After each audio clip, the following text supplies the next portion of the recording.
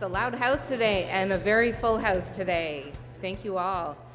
My name is Julie Lapine, and I am CIRA's Manager of Community Relations.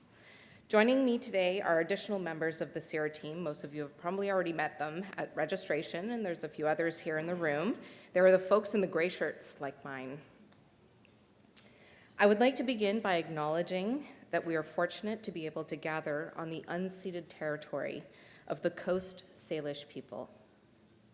I'd like to express my gratitude to CIRA members joining us here today in Vancouver and by webcast. This event is an opportunity to engage with you, our members, to share our interests, who share our interests, and hopefully the same passion we have for the internet. I'm also pleased to welcome those of you who are not CIRA members yet, of course. We open these events to others with similar interests to encourage engagement and to connect you with our members.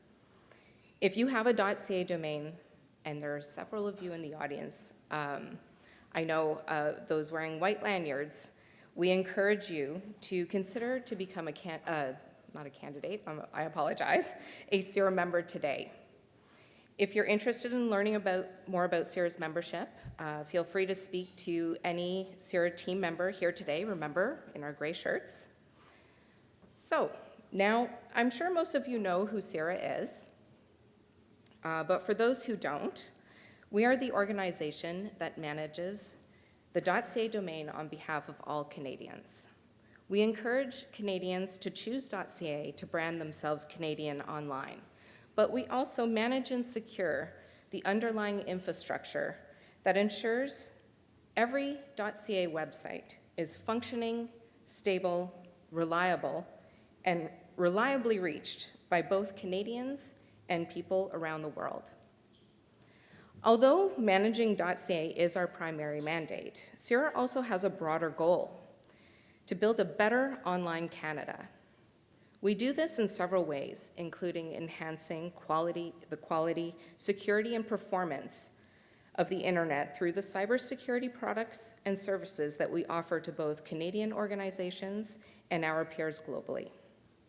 We also strive to build a better online Canada through the many facets of our community investment program, which of course we're very excited to talk about today. Joining us here today are many grant recipients that CIRA has funded through our investment program. They're participating both as panelists and attendees. You will recognize them by the purple buttons on their name tags. We encourage you to talk to them afterwards. To begin, CIRA's President and CEO, Byron Holland, we'll talk about the gaps in the Canadian internet and what we are doing about it. Then we will invite a few guests who lead innovative internet projects of their own for a discussion and to answer your questions. Speaking of questions, you received, as you arrived today, a card with information about Social QA. This is an app where you, the audience, choose the questions. For our guests joining us by webcast, you can find this information in your confirmation email. Questions will be chosen based on their popularity. This puts you in the driver's seat during the panel discussion. On your tables, you will find information from another report released earlier this year. This report highlights research about digital literacy, cybersecurity, and internet governance. I will now invite Byron to the stage to get us started. Byron.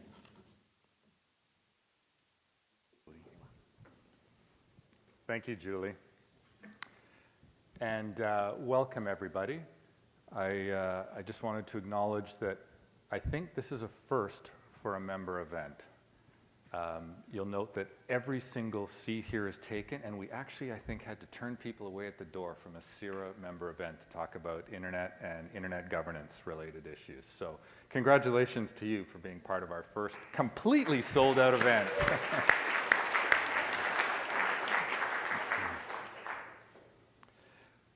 As Julie said, not only do we run .ca as a .ca manager and the underlying DNS or domain name system technology that supports the .ca, but we do a lot of other work to try to help build a better online Canada. And that line is actually one of our primary goals, building a better online Canada. As part of that, we do some of our own primary research, so we don't just do desk research or cull other people's. We actually go out and do significantly or statistically significant research of our own. And in late 2018, we did some research about perceived gaps in the internet. So where are the holes? What's missing to get people online, to help people understand their responsibilities, to be secure online? And what are people missing to enable them to do that?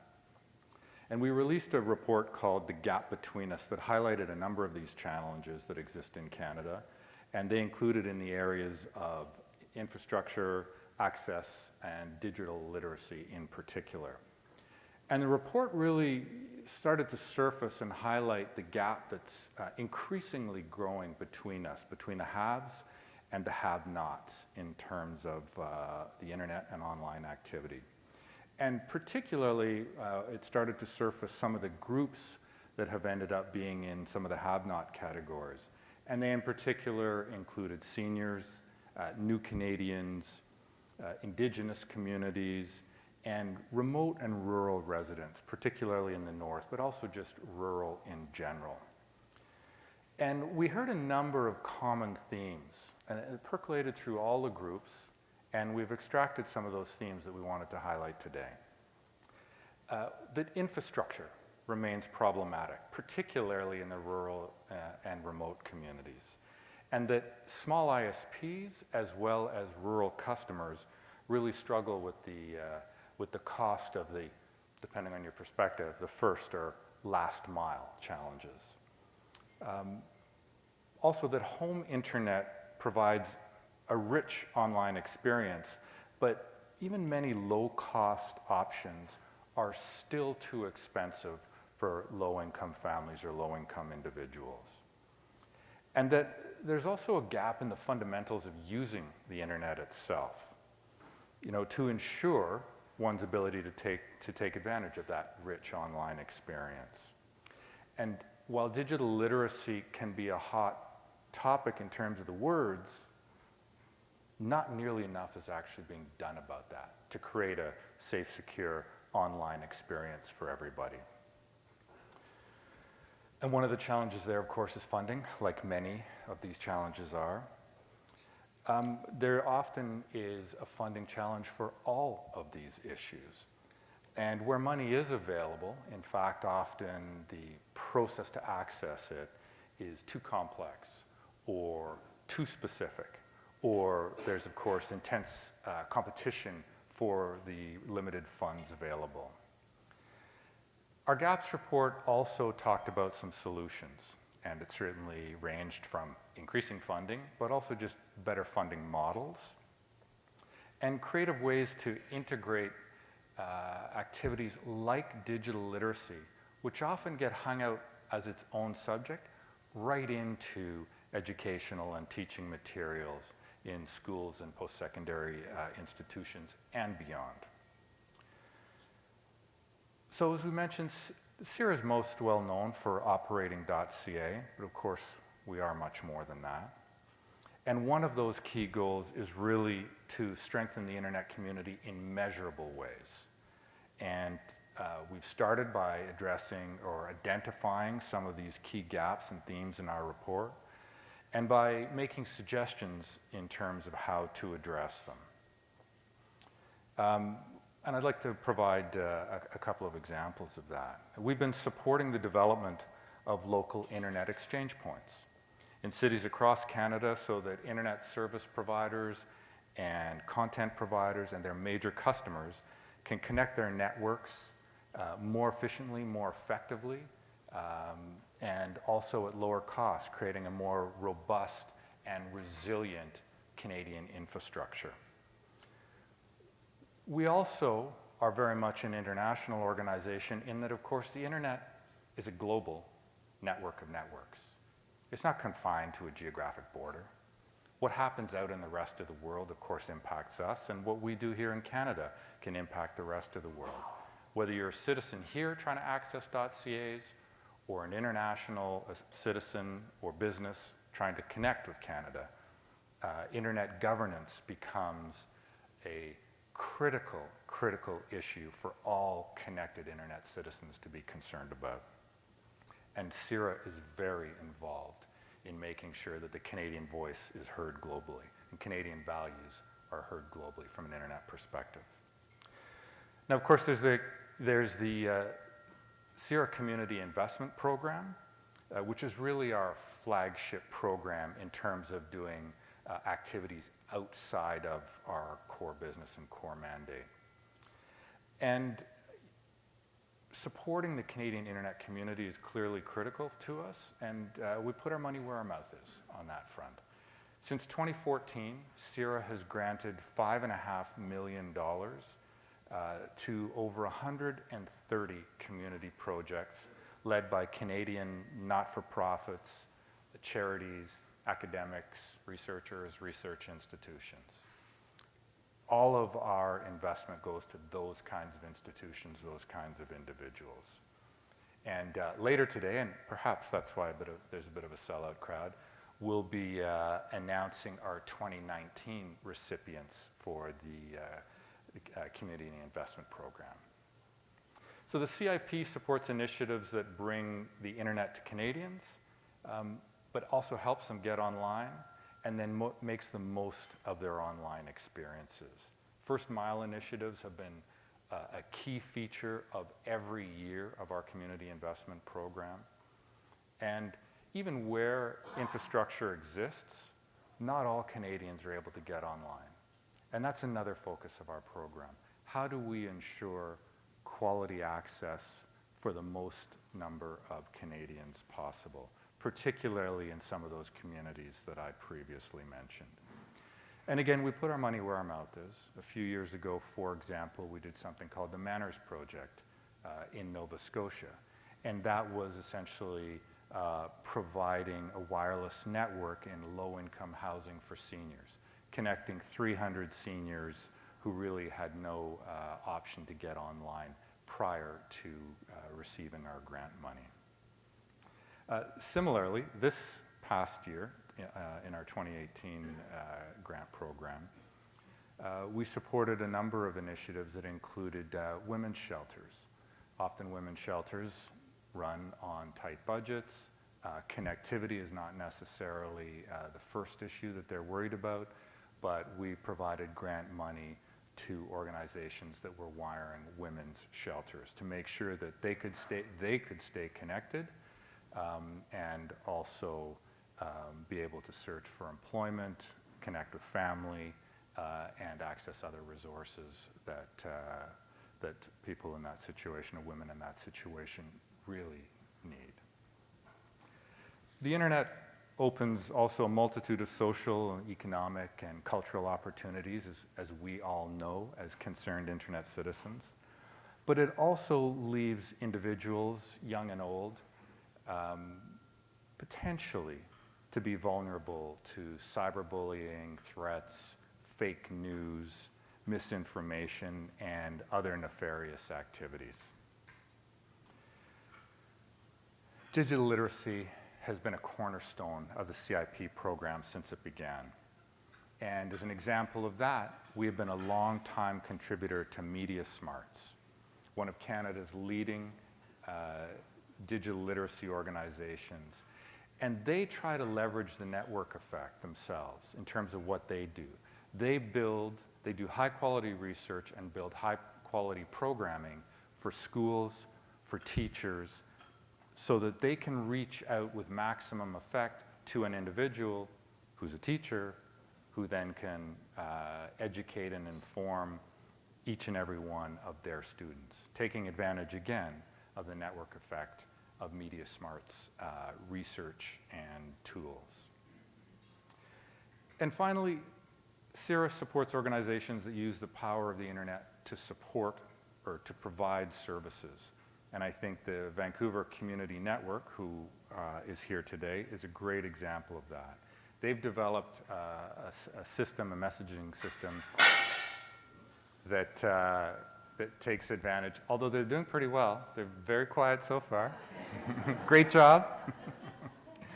The Vancouver Community Network provides an application that uses both the internet and SMS messaging to broadcast to homeless people information about shelters, food, opportunities, and other relevant information to the homeless population and community.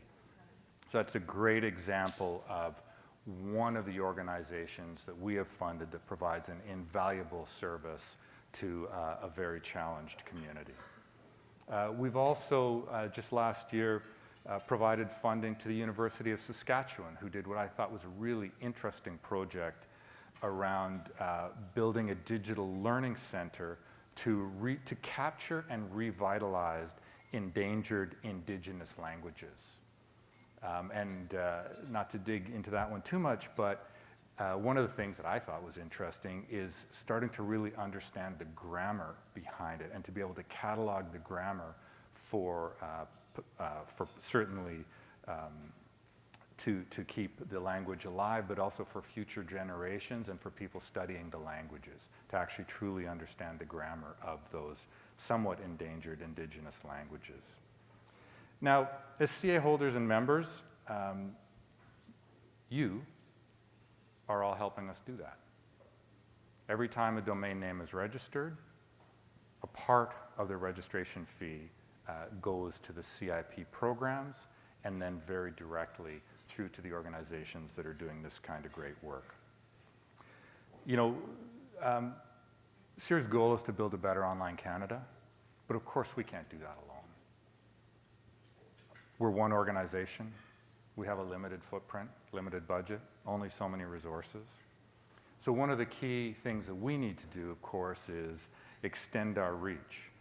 And programs like this help us do that, where CIRA as one organization can work with literally hundreds of organizations who then in turn work with thousands, tens of thousands of end users, building out their communities,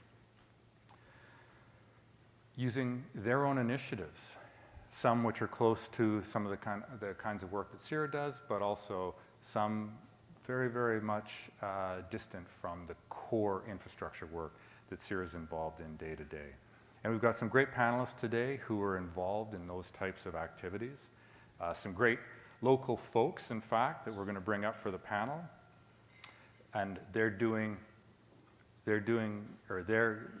engaged in their own efforts to help build a better online Canada, but more specifically, build a better online Vancouver.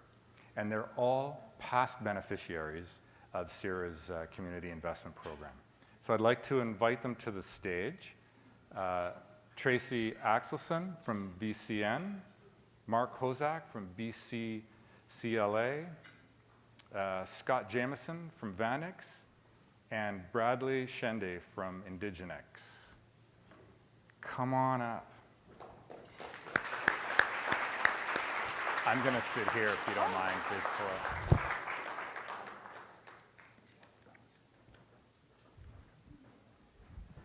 So each pair has a mic, so you will have to share a little bit. So as Julie mentioned, in a moment or two, we're going to be fielding questions from the room. So if you have a question or you think of a question as the panel is talking, please remember to get on the app and put your question forward. The other thing that Julie did mention, I'm going to reinforce, is there is a bit of a voting mechanism. So as you see the questions, you can vote on which is the most important one, and they'll float to the top and get asked first. So thank you very much, everybody. Really appreciate you taking the time to come and join the panel today. And these are all, as I said, past recipients of the CIP granting program. But maybe just to get things kicked off, and we'll go from furthest to closest, just introduce yourself and a little word about your organization and what you do. Yeah, my name is Bradley Shende, and I'm a partner in Indigenext. My background is mostly being a creative technologist, so I've skirted the boundaries of infrastructure and code to story throughout my life. And Indigenext specifically strives to, there's a concept we're reaching for in building an Indigenous business accelerator, which is reconciliation through innovation, and using technology to kind of leapfrog the sort of the shackles or the bounds of colonialism. And I'd like to thank the acknowledgement of the territories we're on. And what's really important is to acknowledge where we're coming from in order to know where we're going. Any infrastructure projects is really important to do that. And we're really pleased that CIRA was kind enough to help us in the project that we'll talk about shortly. But we're also building this kind of infrastructure out throughout BC right now, and we're excited about a number of projects underway. Hi everyone, my name is Mark Hosak, and I work with the BC Civil Liberties Association. We are Canada's oldest and most active civil liberties association. We fight for human rights and civil liberties within Canada, and our project with CIRA was focused on how to protect your electronic devices when crossing the border. Scott Jamieson, director of the Vanex, which is the Internet Exchange in Vancouver. We have a volunteer-led organization that has about 50 plus networks connected and over 50 gigabits per second in traffic. And in my day job, I build a better online Canada by building fiber optic networks. So Focus Communications builds fiber networks for Bell, TELUS, Rogers, those guys. Thanks. Hi everyone, I'm Tracey Axelsson. I'm the Executive Director of the Vancouver Community Network. You might know the Vancouver Community Network, VCN, as the first way that the general public had access to the internet 26 years ago. So back in the day, if you wanted to go online, maybe you would have it at work. Potentially there would be something in a library, but there was nothing that was really available in people's homes or easy access. This was all part of a freenet movement, and so we built servers and still offer an ISP world as well as other services. And in recent years, as we work primarily in digital access and digital literacy, more and more we're working with people with significant barriers in that domain, in that they don't have devices, they don't have internet access still, even in urban communities. And they really just don't understand a lot of the various things that are needed in order to be protected and be intelligent online. So as Byron said, we built a text messaging system that will text out information and alerts to people who are experiencing homelessness and poverty, so they can know about events or opportunities that are happening in their region. That's actually segued into an even more interesting system that we call the newcomer.info, and it's set to help immigrants and refugees as they move through the system here in Canada as well. So again, using the internet in new and innovative ways to make sure that everybody's informed. Thanks. From an infrastructure perspective, and thinking about Vancouver, actually I just want to pick up on a point you just made, because you were actually quoted in our report and the gaps between us, and you had mentioned that one of your dreams was to see free Wi-Fi all through the downtown east side. Money being no object, of course, always a hurdle, but not thinking about money, what else would it take to get that done? What are the hurdles in place? When it comes to infrastructure, in most, I think, any project, the biggest challenge is always, money, right? But the bigger challenge that isn't necessarily known is the policy issues that surround that. So when we wanted to try to build just an open net down the Hastings corridor from the Cenotaph through to Raycam, so that we could just bounce a signal off of buildings and anybody could have free access. We got to Main Street, by the way. It was nearly impossible to get the rights to get on top of buildings where we needed to put repeaters, like the actual technology. There are rules against it, and some of those rules are set up for privacy reasons, of course, but also for commercial opportunities, right? Putting a repeater in various places, actually you can charge rent on that, right? So again, we get back to the money, but when they do charge rent on that, they have an exclusion, and so you can't actually put the technology that you need in order to provide free access to probably the people facing the biggest barriers to what we consider, I think all of us consider, the most important economic engine of our time. And so, yeah, my dream is to put it through there and make it better for everybody, but the policy issues can be a challenge. Just want to, yeah, maybe I could get you to chime in on that, given what you do. Some municipalities have processes to site wireless facilities on rooftops and things like that. It would seem logical that they should put in some public good clause in that protocol so that when the carriers site on rooftops or wherever, or in the future on streetlights for 5G, that there is a community benefit angle that's actually worded into that protocol. City of Coquitlam has it, many do.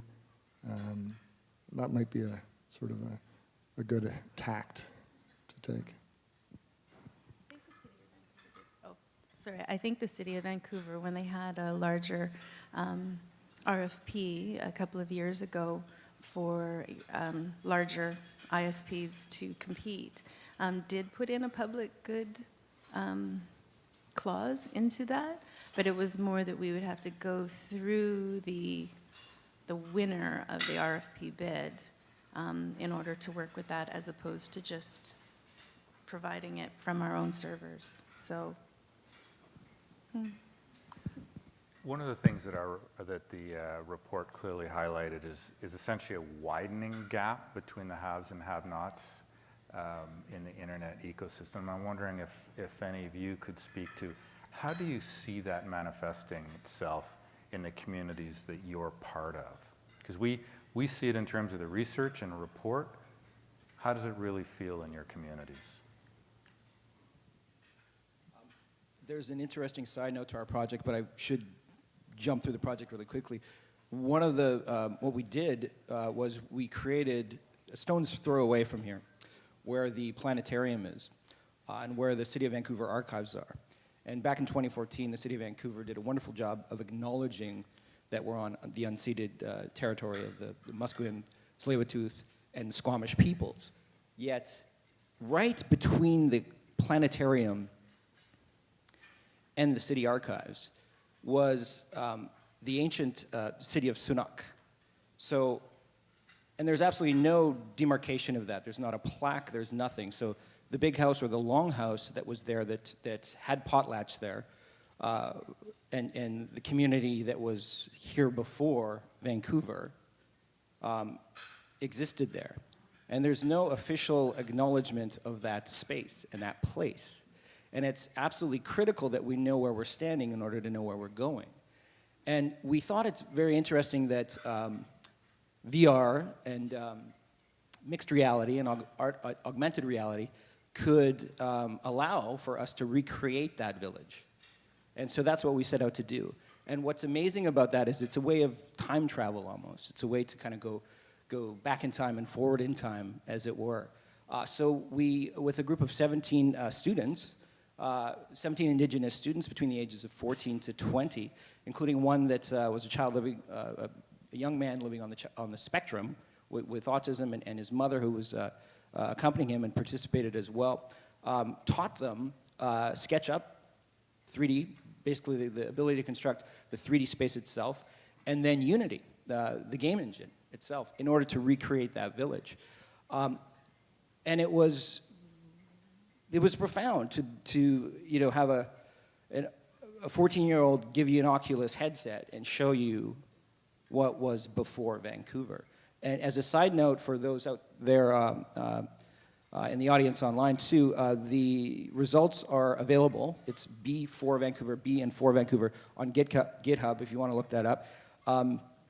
And it's amazing to know that it's one thing, digital literacy is one thing, but to create leadership is sort of what Indigenext is about. We want to create leaders in the space that can kind of leapfrog ahead of that past and right into the future with the tools and the entrepreneurial infrastructure that we need to build across this country to truly sort of equalize the playing field, as it were.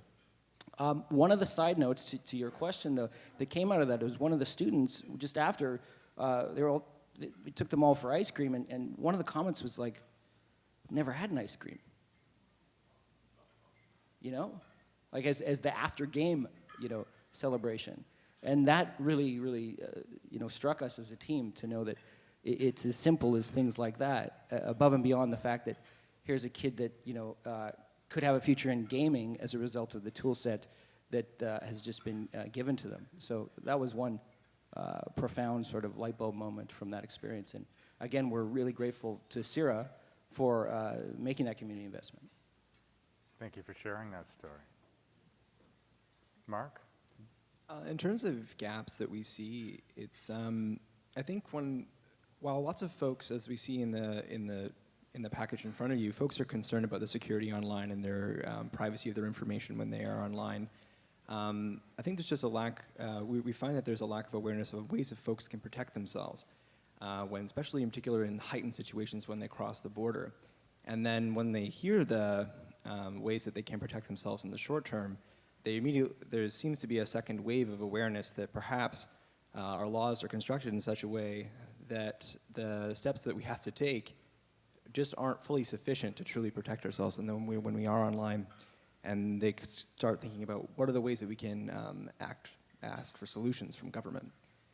So that's one of the things that we've been trying to do. So our online guide at bccla.org/eDevices has a guide that we put together and instructional videos to help folks protect themselves when they cross the border from having their information unduly searched and taken and replicated by the state.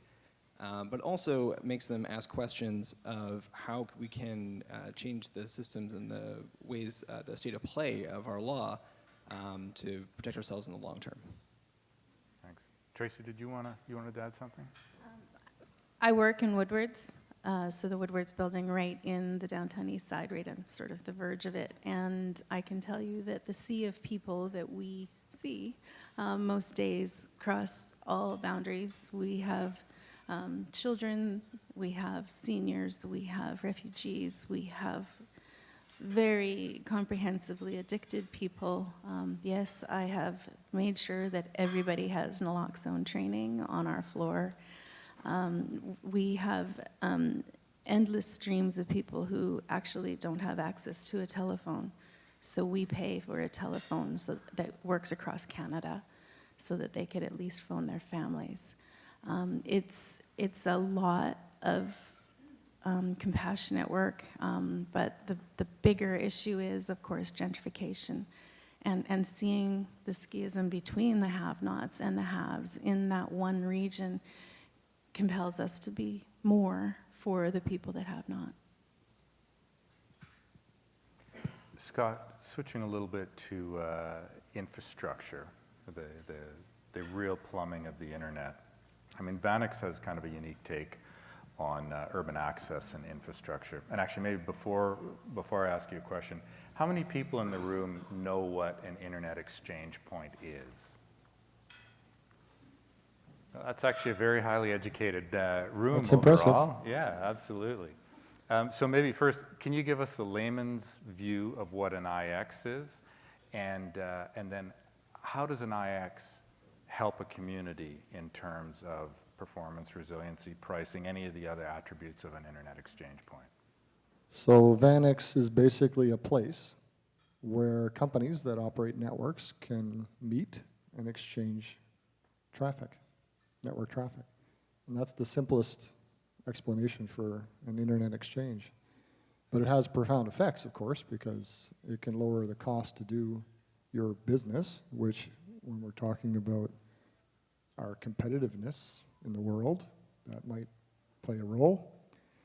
There's also the performance. We expect things to happen quick online. And so there's this thing called latency, which I'm sure everyone can guess what it means if they already don't know, but the shorter the path of the signal, the quicker the button clicks on those online things that you work on. And then the last thing is maybe you care about whether or not your traffic's going into the States. So that's the last sort of benefit that I would say in terms of VanX. In terms of the internet ecosystem in Canada from an IX point of view, there's been something of a build-out and a bit of a transition, actually even just in VanX. And do you see and feel that at all in Vancouver? Well, I can't speak to what every incumbent is doing, but I do know that there's a trend to joining the internet exchanges in Canada generally from those network operators that you wouldn't have expected to do so. There's still a majority of Canadian companies and even local companies, which is really cool. But there's, the content providers from the States and the incumbents as well from Canada. So if you're not already with us, what's wrong with you? And maybe I'll take a moment of the moderator's prerogative. I'm involved in internet exchange points back east, and one of the things that we've seen, or CIRA is in general, and I am in specific, but it's only a few years ago that really there was just the VanX exchange and Torix, a Toronto exchange, and in the last few years we've added Montreal and Winnipeg, Calgary, Alberta, and a couple in the Maritimes as well. And we're also doing a kind of a cool trial in Iqaluit that's essentially going to be an internet exchange in a box that we drop in, and it at least connects the community.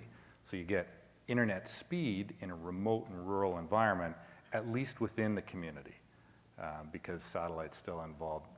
Exiting the community, it can be slow, but you start to change the dynamic of performance within a community, as well as the price and availability of transit from outside the community. There is a lot of support for internet exchanges. They're well loved and treated in Canada by just about everyone. You know, the landlords will often give you space and power, or even fiber. And the CIRAs of the world, the folks that make networking equipment, they're very, very, very supportive of exchanges in general, and I think that's part of the success and the growth of exchanges. Plus, there's also the cost of long-haul circuits, which is another factor as well. Julie, maybe I could ask, do we have any questions from the floor? We certainly do have some questions. This one, we haven't set on this topic yet, so I guess it would be for all of you. The question is, do you see access to the internet as a basic human right? Yes. Okay, no, it's not going to be. Is there any disagreement on that? Anybody? I'm not going to. Maybe I'll expand on that, I guess. I mean, you wouldn't think in the recent past, based on some fights that were occurring with the CRTC, that was the case. But, the roads are paid for by us, and the railroads, and all that kind of stuff. And the trains that are on the rails and the trucks that are on the roads aren't owned by the guy that owns the road, right?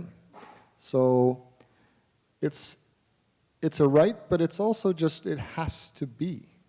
You know, we're in a global economy and we're competing with someone that's operating the same sort of services that you are out of South Korea. So the cost of their internet upload and yours is going to be relevant to our ability to exist as a business, you know, that operates, right? So it just has to be, is the way I would characterize it. Anybody else want to speak to that? No. Or next question? Next question. Byron, this one is more for you. What can CIRA do to lower the cost of high-speed internet in Canada? Well, specifically nothing. We run the registry and the underlying DNS, so we don't run the infrastructure on which the internet travels, and we don't run that kind of a business. However, what we do that's in and around that topic is educate and inform. Research, education, information in environments like this and beyond. We do have the advantage of relationships with many organizations in this space and good relations with the relevant federal government departments. So it's an ongoing conversation and bringing awareness to the topic and bringing awareness from a neutral, expert, informed point of view. So we run something called the Internet Performance Test. That's another activity that CIRA is involved in, where we do a very detailed analysis, 100 data points on every speed test. So we run it as a speed test. It shows the tester, or the individual who's testing it, essentially a heat map of their neighborhood down to their street, what the internet looks like all around their neighborhood, what theirs is specifically, and the real test, because quite frankly, most tests test the speed of your service provider. And unsurprisingly, it will always be the speed that you're paying for. We actually test the internet connection that you have, which is a very different thing. And then 100 data points around it, which is very interesting to engineers and academics and policymakers. So it's the information that we glean and provide to the community in as neutral and expert a way as we possibly can. So do we directly impact price? No, but we definitely impact the conversation around price and performance. Thank you.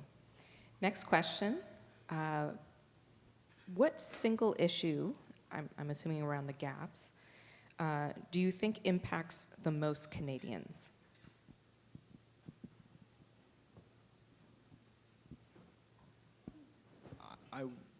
From our perspective, I think there's just a complete lack of understanding about how our information is collected and shared between governments, where there is a lack of transparency. Canada is part of an organization called the Five Eyes, where our intelligence services between us and our allies share information. So while we may have protections against mass surveillance by our own government, we do know that the United States would treat our communications as being foreign communications. Therefore, they would then gather most of our online communications. As many people might be aware from the revelations of Edward Snowden, we know how much information that they do have. And with information sharing agreements, of which are not truly transparent, we actually don't know quite just how much information they do share, how it's shared, and under what circumstances. So transparency, I would think, would be one of the largest gaps for sure. Mark, can I just pick up on that? You've spoken to this issue from a government perspective. Very topical right now, of course, is the platform perspective.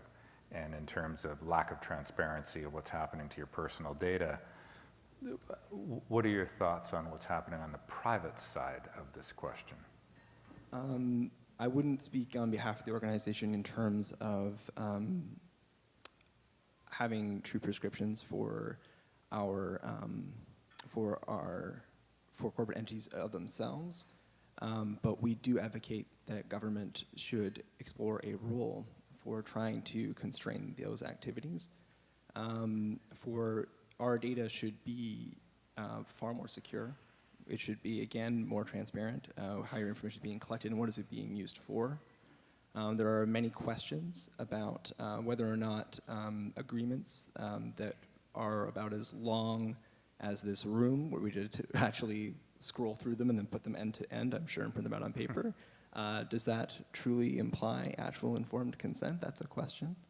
I think that there's a lot more that needs to be explored there, particularly with the revelations of Cambridge Analytica, and that's right in our own backyard as well. So we need to kind of think a bit more deeply about whether these companies, the amount of power they have and the lack of regulation as to whether or not is that something we want to keep. So that's a very circumspect way of saying perhaps regulation or legislation is needed around the internet, which has typically been the actual internet versus the pipes and plumbing has not been a regulated space particularly. So I'm actually curious to ask this room, which just by the show of hands on IXPs is much better informed than the average on internet issues.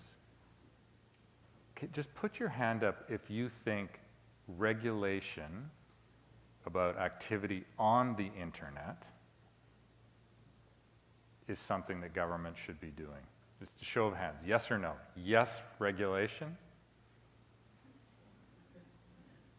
Okay, is that not quite 50? I would say that was a strong minority. Interesting, okay. I think I would be, sorry to interrupt, but of course, just to say the speech implications of the government actually taking a more active role in the activity online are great. And that would have to be a pure countervailing factor in any decisions we would make in that regard. Okay. Tracey, you want to say a quick word on this? Actually, no. Oh, okay. I'm more, privacy is probably a deep concern for, some people. But for me, what I deal with daily is literacy, right? People understanding, especially with the speed of change on the internet, and people getting a clear understanding of what's happening, like every single time we have to do an update, every single time we have to do, all of these things, and it changes your Word document, and it just, that's what we deal with on an ongoing basis, is people going, but why did it change, and how did it change, and what did I do to make it change, and how can I change it back? So basically, yeah, basically, literacy is I think the biggest gap, and I mean that comes from children through seniors through everybody. It's just trying to get. I mean, we don't want a monoculture where everybody uses everything the same way, but understanding the protocols, understanding the privacy, understanding all of the issues isn't in most people's bandwidth. Scott, quick one. Well, this is not really a solution, more of a question. What you just outlined is the complexity, the gap just in getting it and using it. I find it ironic that if it's an online version, it's actually easier because it's managed and you don't have to worry about updating your PC and making sure the printer talks, all that kind of stuff. But that's online. So using apps online as opposed to on your PC, it seems to be a little bit of a risky, because you're doing more, sharing more, and it's more online. But it makes it easier to use, and it improves the access, right? So I just think that's an interesting challenge. Before we go to the next question, did you want to say something, Bradley? Add something quickly, is that there's a lot of missing information in gray areas, I think, around like consent and intention in general. I mean, the average computer has, what, 80,000 ports. You open one window to access or to go out of. You're not necessarily saying come in any time to somebody. We have laws to prevent people from breaking into your house if your intent is not to invite them in, in perpetuity. And sadly, I think privacy is a bit of a paradox. It's already become like the biggest issue and non-issue of our time, because it's just gotten ahead of us because of exponential growth. And people, sadly, will give up so much, if not all of their privacy for the sake of convenience. So I think we need to sort of get real with this. Julie? We have time for one last question. So there are 4 that have tied in my list, so I will choose which one we're going to answer. And given it's the last question, I think it's appropriate to end with CIRA's gap report came out last year. Have you seen any change in the issues in the years since it came out? So over the course of a calendar year, starting with Tracey, the work that you're doing, the community you serve. I remember I work at this level, right, of access, and it's I have not seen any changes. If anything, there might be a little bit more room for, in the digital divide, as far as like having more women enter the workforce around the digital divide, and making technology happen. But for the most part, as like just the working in the downtown east side, the number and volume of people who are becoming homeless or experiencing poverty seems to grow and grow, and it doesn't matter how much we train and teach, that divide just keeps getting bigger. Well, on the infrastructure side, there's a lot more fiber out there. 5G's coming. Competition is still an issue, but it hasn't gotten worse, I'd say. And, it's at least the availability of the bandwidth to do all the neat things that you want to do is there, or it's coming. There are a lot of funds available from the federal government and provincial government for rural and remote communities. I think on the education side, I think they need to just reach out to your provincial representative and ask about that, or Google it. You'll find there's a lot out there. And so generally speaking, the infrastructure is there, or it's coming, and you're going to have the ability to do all the neat things that you can dream up and that we can't even think of right now. So that's, I'd say, a positive. And then, of course, seeing what happens in the exchanges across Canada is also very heartwarming. In terms of border privacy and on information privacy in general, in the last year, vis-a-vis our project on taking devices over the border and protecting yourself, it does appear to be a more of an awareness, definitely, when and as seen, this is our most popular resource that we've ever produced, and it has kind of led to 2 spin-off sort of campaigns, one being with our folks at Open Media calling for greater protections of electronic devices when we're crossing the border. You may have seen that in the news. And on the actual legal front, there could be a legal challenge to CBSA's practice of searching your phone when you cross the border and searching your laptops when you cross the border as well, because some of you may have heard there was a lawyer who had his devices seized and he had privileged information on them, and so he refused initially to unlock them because they had privileged information on them. They seized his devices and he was taking them to court. So we may end up with a bit more transparency and hopefully change from that. I kind of see this gap concept as sort of twofold. There's the past and there's the future. In the case of the past, there's so many disparities and disconnects. Like, there are artifacts being dug up that are 10,000 years old, and the story that is before Vancouver is a specific example. None of this is being taught in our current schools, yet we know so much about ancient Egypt, which is much younger than this story. Why is there such a disconnect, right? And this is where we are. Leaping forward, though, is moving through the current ecosystem into the future, where we're so grateful that we're able to work on projects like this thanks to CIRA, and recently we were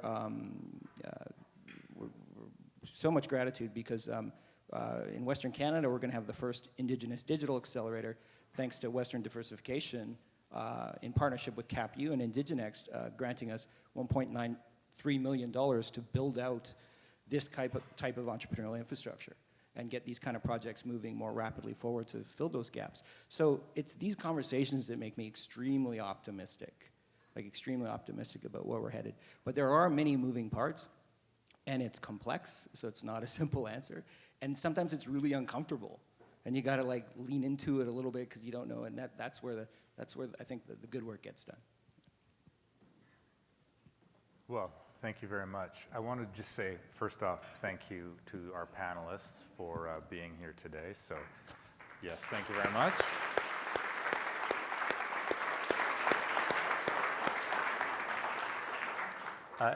While on the one hand, it's a real challenge to listen to some of those stories that are, to some degree, either heartbreaking or frustrating or anger-inducing, but yet then I hear the other side of the stories in terms of what's being done and the positive work and the number of groups that are involved in building a better online Canada in some way, shape, or form, which is really the activity, but for the benefit of citizens.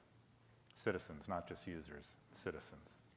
So it's wonderful to hear about the work that you're doing. On that note, we are going to talk about this year's grant recipients, but first, just as a little token of our appreciation and maybe a little bit of humor, being somebody from the East, an Easterner, we brought CIRA umbrellas for our West Coast friends.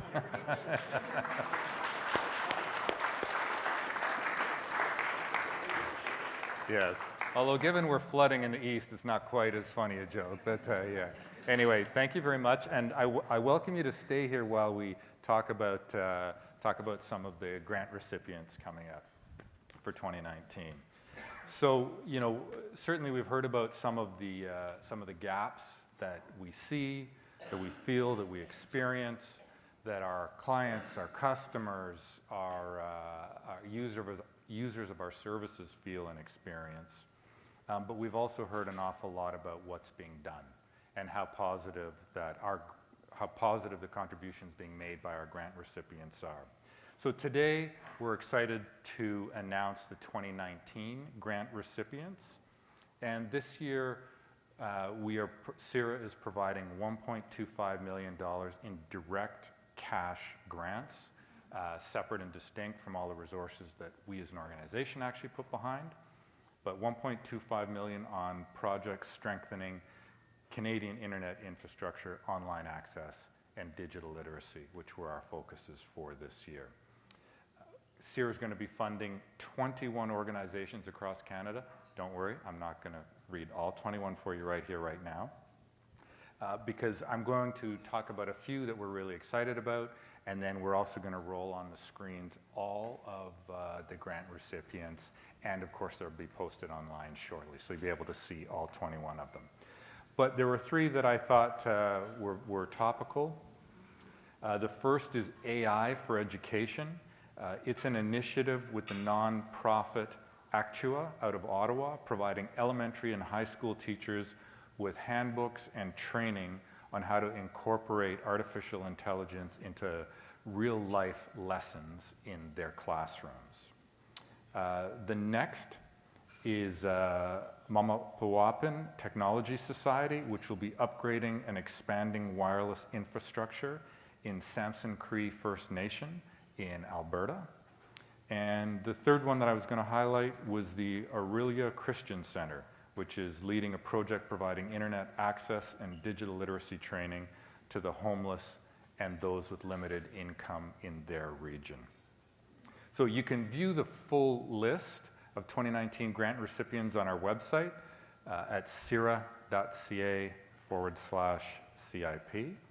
And for those in the room, like I said, you'll see the list of the recipients start to scroll on the TV screen.